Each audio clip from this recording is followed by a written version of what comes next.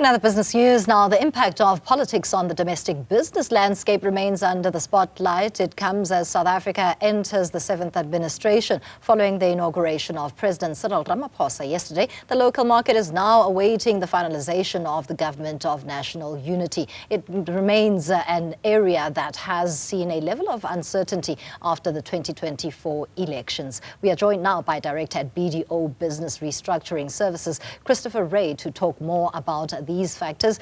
A good afternoon to you, Christopher. I think let's start with the companies that are in financial distress. What kind of reform are they looking for in a government that essentially is quite mixed in terms of diversity?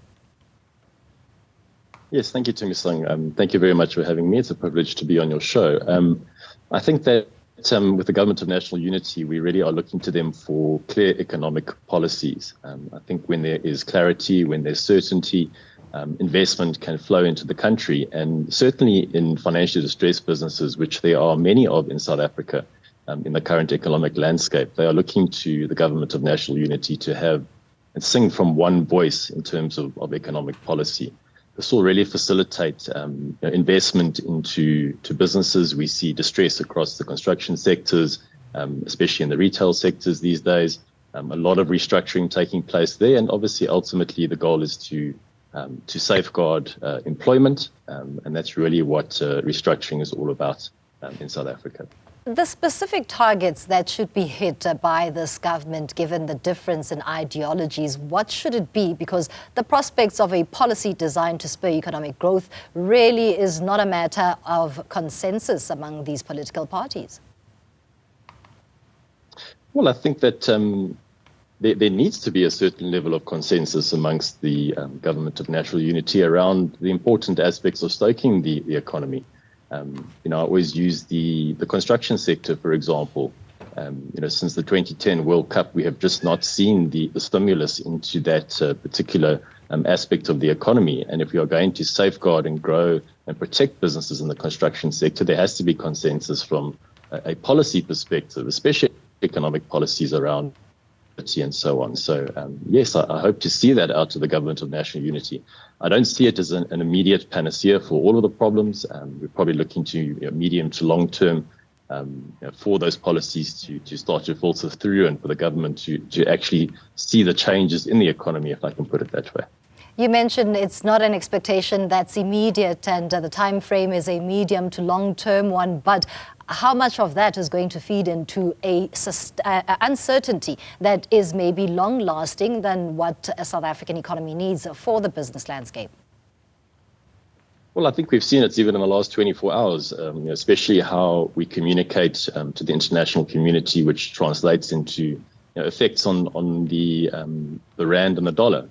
I think what's very important is what we're seeking is clarity and certainty coming out of policies. If we're going to see that, you're going to see a longer term benefit.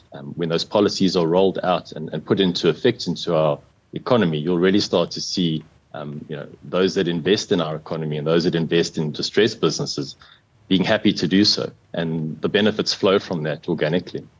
Lastly, is there confidence in the makeup of this Government of National Unity that maybe it is the diversity in government that South Africa really needs to turn the tide? Well, I'd like to believe so. I think we are very resilient as South Africans. We always are solution-driven.